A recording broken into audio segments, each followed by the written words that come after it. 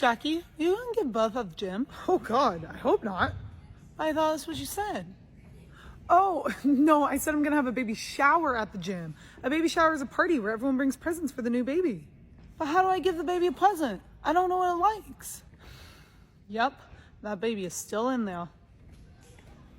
Miss Jackie, what are you gonna name the baby? We actually haven't picked a name yet. There's a girl. You should name her first name Sophie and her middle name Louise. Sophie, I'm not gonna give my baby your entire name. Hi, Sophie Louise. Hi, Sophie Louise. How are you, Sophie Louise? Sophie Louise, can you please straighten your legs in your top swing? How'd you know my middle name?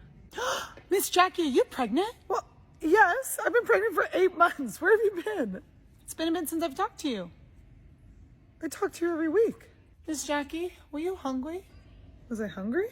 Yeah, she thinks you ate the baby and that's how it got in your stomach. Oh, no, Cassie, I wasn't hungry. I didn't eat the baby. Oh, then how did it get in there?